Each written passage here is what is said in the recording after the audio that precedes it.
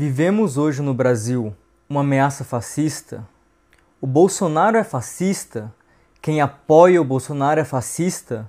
Quais são as características do fascismo? Há um consenso sobre o conceito de fascismo que todos podemos usar? Essas são algumas perguntas que estão deixando muita gente na dúvida, inclusive eu mesmo. Pelo que eu venho estudando, dá para considerar sim o Bolsonaro um exemplo do que tecnicamente seria mais correto chamar de proto-neofascismo, o começo de um fascismo com características novas, que tem paralelos com o nazifascismo clássico da Itália e da Alemanha, mas que tem características do nosso contexto histórico, como todo fascismo. Enfim, é uma coisa que eu quero discutir por aqui com vocês. Antes de rodar a vinheta, eu quero pedir para que vocês se inscrevam no canal se não são inscritos, curtam o vídeo ou não se esqueçam de curtir depois e também cliquem no sininho para vocês terem as notificações dos meus vídeos, que é uma coisa que eu sempre esqueço de pedir. Então, bora lá!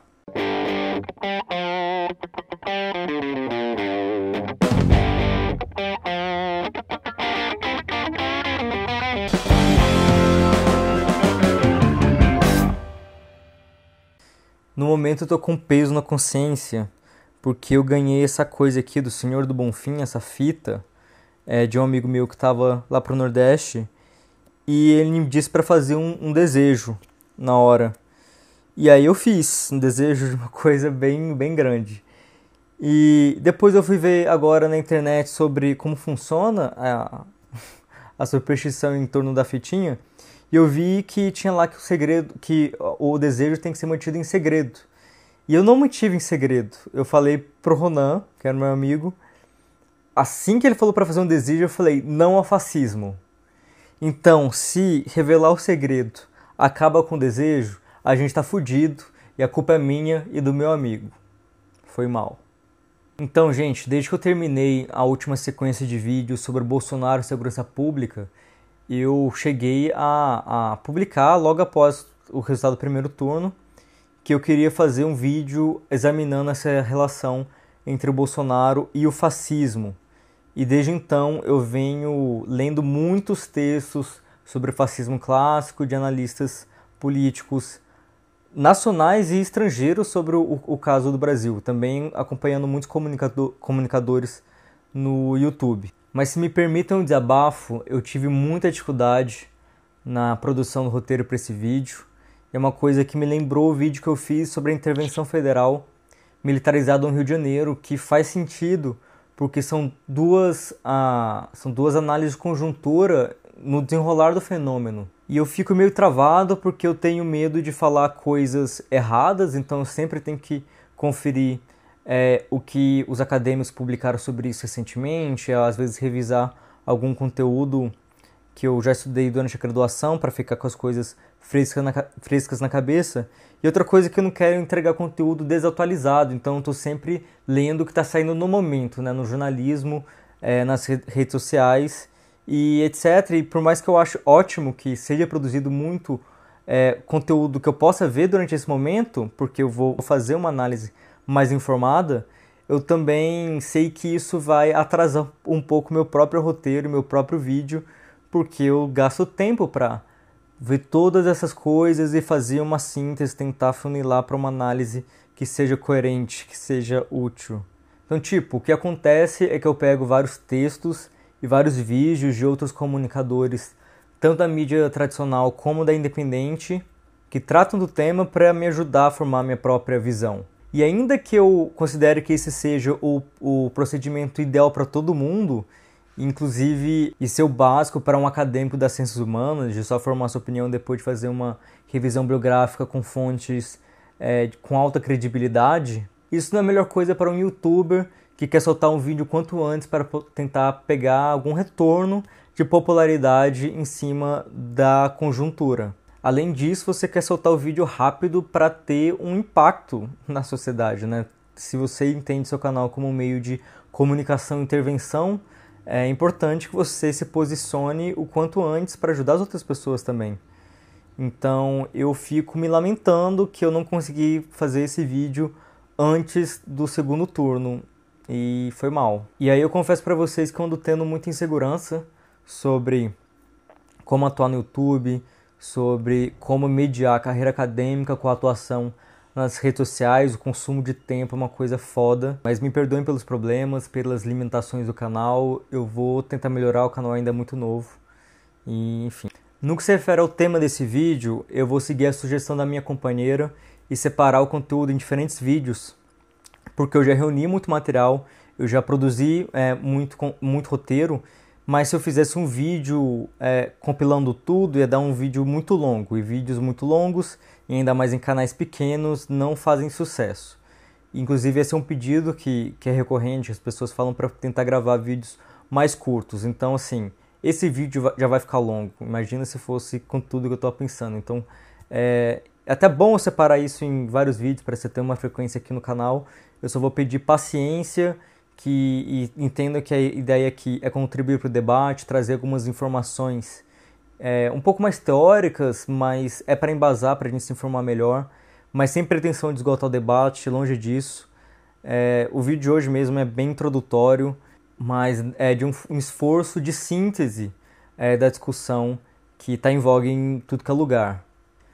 Uma coisa que eu percebi estudando o fascismo nas últimas semanas é que não tem uma definição consensual, pelo contrário, são várias concepções em disputa, então você vai ter uma pluralidade de abordagens, inclusive em diferentes níveis de análise. Sobre o Bolsonaro em específico, eu também vi muita discordância em considerar um líder fascista ou um líder populista de extrema direita. E a mesma coisa para outros líderes, como os que foram denunciados como neofascistas pelo Roger Waters na sua turnê. O João Paulo Charlot entrevistou alguns intelectuais que têm uma obra sobre fascismo e populismo atualmente e perguntou se eles consideravam Bolsonaro fascista. A maioria deles considerou ele apenas populista.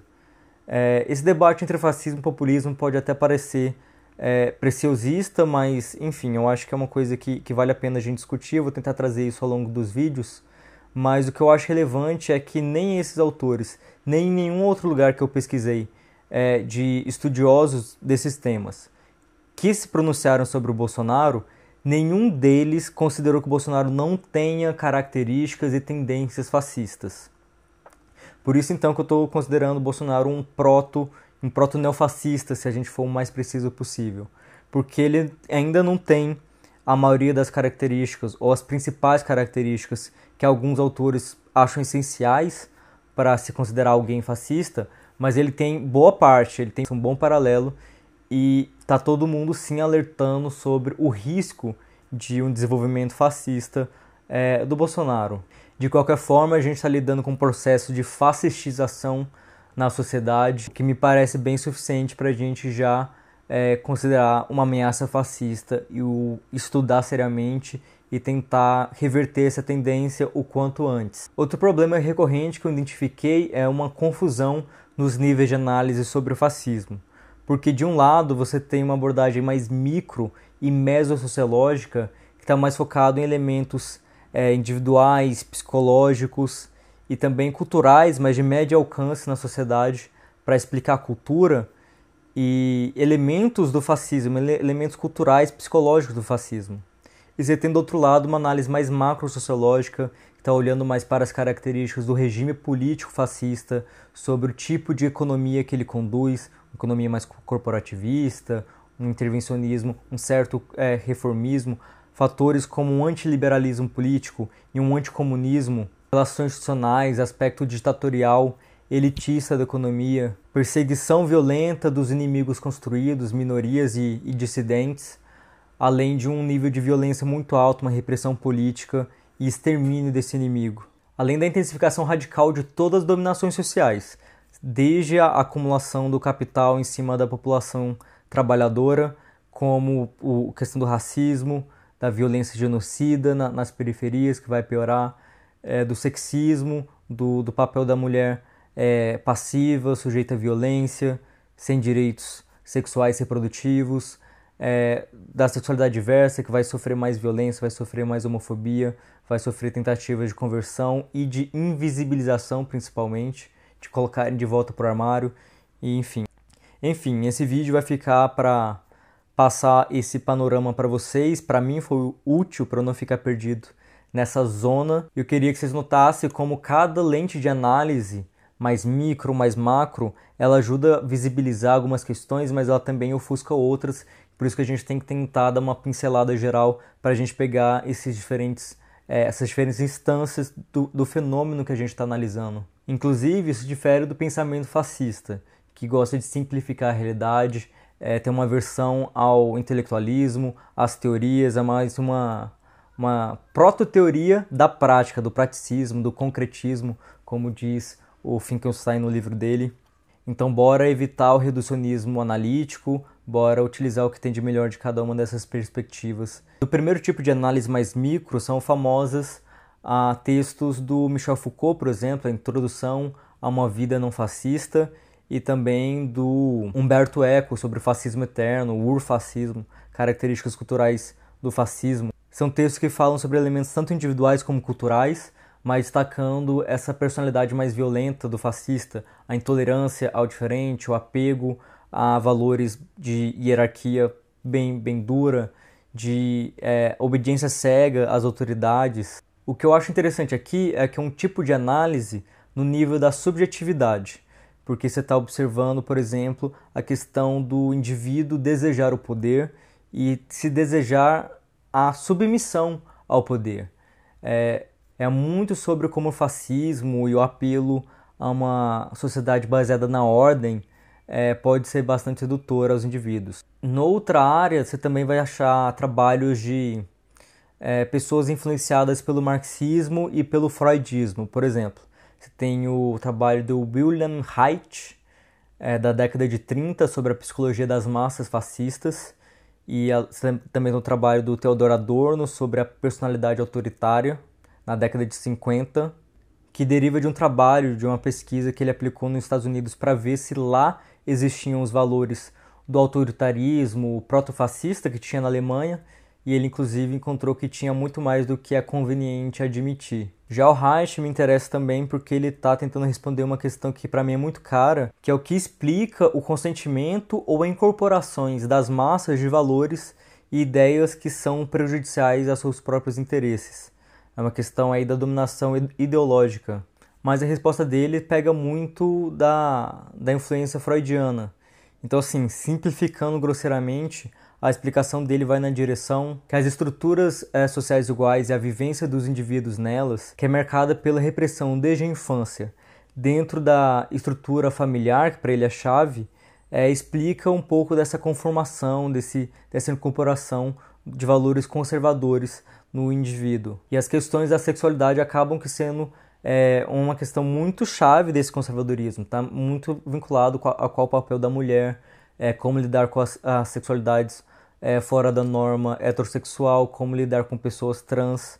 Então isso choca essa moral do conservador, e esse conservador acaba sendo a base de apoio do nazismo, do fascismo. Mas eu sei que dá para disputar, porque o que é o senso comum, o que é organicamente popular, varia historicamente. Se a gente fizer trabalho de base, se a gente aumentar os níveis de consciência de classe, racial, sobre sexualidade, a gente consegue sim mudar o país. Mas vocês estão notando essa sensação de que parece que a gente está mais longe disso hoje do que quando o PT chegou no poder? Esse fosso entre as esquerdas brasileiras e a massa também nos leva a umas análises contemporâneas e empíricas de pensadores brasileiros, como Rosana Pinheiro Machado, a Esther Solano, o Pablo Hortelado, que vão demonstrar que assim um certo choque entre a base bolsonarista e algumas lutas sociais recentes no Brasil. Por exemplo, a gente tem junho de 2013, a gente tem os protestos contra a Copa, a gente tem ocupações secundaristas e universitárias, a gente tem marcha da maconha, a gente tem uma crescente representatividade LGBT na televisão e em outras mídias, a gente tem cotas raciais do Enem a concursos, e tudo isso choca a mentalidade do brasileiro conservador. Daí essa população vai atrás do candidato que fala mais nessas ideias chaves do conservadorismo. Então vai falar sobre a defesa dos valores da família tradicional brasileira, vai falar de Deus, vai falar sobre cristianismo, vai falar sobre um nacionalismo simbólico, Brasil acima de tudo, também trazer ordem ao caos social pela força, pela autoridade, se colocando como uma figura realmente simbolizando esse patriarcal, o que até parece demonstrar que a análise do Reich sobre a importância da família patriarcal como base social do fascismo guarda atualidade até hoje. Mas o que essas análises também trazem, em essencial, é que elas mostram também ambiguidades e contradições das pessoas que a gente pode utilizar para disputar elas. Mas também tem noção que tem entraves estruturais que a gente não vai resolver no curto e médio prazo, que derivam de, por exemplo, o Brasil nunca ter feito uma justiça de transição com memória e reparação aos negros por causa da escravidão, idem aos indígenas pelo genocídio. Sobre a ditadura militar a mesma coisa, então a questão é que racismo, elitismo, genocídio, escravidão, superexploração da força de trabalho, tortura, perseguição, prisão de inimigos, nada disso saiu do normalizado e enraizado no nosso país. Além dessas questões vinculadas à direita, a gente também tem que fazer a crítica sobre o que foi o petismo e por que o PT perdeu nessas eleições. Porque ele só perdeu porque ele perdeu parte do seu eleitorado, porque o eleitorado abandonou o PT. Eu acho que as pessoas que votariam no Lula e votaram no Bolsonaro, inclusive, são nossa prioridade de diálogo e trazer de volta para uma visão mais progressista. Eu não acho que é só corrupção, eu acho que é mais complexo, eu acho que a questão do Bolsonaro ter trabalhado em cima das questões morais, do conservadorismo, foi essencial para ir nessa narrativa da direita que a esquerda quer empurrar a goela abaixo pautas muito sensíveis como legalização das drogas e a do aborto, e que a gente não pode permitir isso, a gente tem que proibir e combater a erotização das crianças, e enfim, todo o pânico moral em cima do kit gay, a defesa dos valores cristãos, a da família de bem, e aí a gente já deu um loop histórico porque o Reich também, na década de 30, ele já falava como parte da propaganda nazista, era falar sobre o bolchevismo cultural, que era exatamente essa merda. É a história primeiro como tragédia e depois como farsa. De qualquer forma, mais de 50 milhões de pessoas votaram no Bolsonaro, boa parte dela é classe trabalhadora, são mulheres negras, tem LGBT no meio também, como uma pesquisa do All País até demonstrou. Enfim, a gente não vai ter uma resistência antifascista sem uma disputa dessas pessoas. E não me venha com essa, com fascista não se dialoga. Porque você vai querer o quê? Você vai querer entrar na porrada com essas 50 milhões de pessoas? Isso não dá. O que a gente precisa é entender melhor os fatores da crise da democracia brasileira, pensando mais na crise econômica, na crise política, como o modelo de governabilidade petista e desenvolvimento econômico gerou duas crises orgânicas, né, economia e política, e deu margem para a ascensão de um fascista. Um cara que também quer triangular massas, uma ideia mítica de nação com um líder carismático, um Führer, um Dulce ou um mito.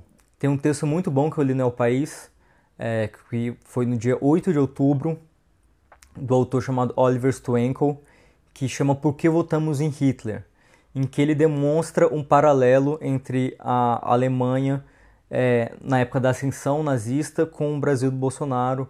Ele mostra como em ambos os casos você tinha essa crise política e econômica combinada com uma profunda descrença da população no sistema político como fonte de solução, facilita o surgimento dessas figuras descoladas da elite política tradicional, e é mais fácil que essas figuras antissistema não surjam da extrema esquerda, de uma extrema esquerda socialista, feminista, antirracista, anti todo tipo de opressão e exploração. Pelo contrário, mais fácil você ter uma figura dessa que reforce o conservadorismo, as relações de opressões que existem na sociedade. Por isso que favorece figuras de extrema direita, como Bolsonaro, como Hitler, que se alimentam em cima do preconceito, se alimentam em cima do ódio, que eles carinhosamente chamam de politicamente incorreto. E aí, da mesma forma que o Hitler falava em enforcar judeus, o Bolsonaro fala em metralhar petista, e as pessoas não acreditam, até porque elas são jocosas, elas são medíocres, como o Trump.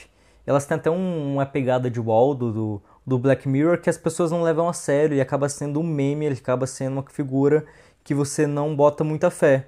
E aí muita gente que não concordam com os absurdos que o Bolsonaro fala sobre tortura, sobre homossexuais, sobre as mulheres, sobre quilombolas, essas pessoas deixam isso pra lá, como se não precisasse levar a sério, fossem só declarações malucas. E não é dever deles e nem de ninguém repudiar essas declarações. E esse é sim um caminho para o definhamento da sociedade rumo ao fascismo. E esse fascismo é construído em cima de inimigos, então para preservar a família patriarcal deles, eles têm como inimigo sim o militante LGBT, eles têm como inimigo todas as feministas. E a verdade é essa, com a eleição do Bolsonaro, todo mundo que faz parte de um grupo, de uma minoria oprimida, ou é simplesmente um militante, ou são os dois, como a Marielle Franco eram, são todos inimigos do governo. Eu sou um deles, mas se eles estão combinando de me matar, eu estou combinando de não morrer. Por isso eu vou manter a reflexão e desenvolver ela aqui sobre o fascismo, também estou me organizando e vou tentar contribuir como eu puder. Como vocês viram nesse vídeo, eu abordei mais os traços psicossociais desse proto-neofascismo e nos próximos dias eu vou falar sobre outras questões. As características do regime político fascista, qual é a diferença do populismo, qual a possibilidade de um fascismo neoliberal, o uso da violência política, seja na forma de uma ditadura, seja em forma de milícias terroristas fascistas. Eu vou deixar para recomendar esses livros com mais calma depois, Luiz Miguel do Frederico Finkelstein. Mas falando em recomendação, eu queria falar para vocês me seguirem no Instagram. Eu vou deixar aqui para vocês e eu tô postando lá muita coisa de política, indicando outros produtores de conteúdo. Eu também tiro dúvidas por lá. Então vão para lá e é isso. Tamo junto. Até mais.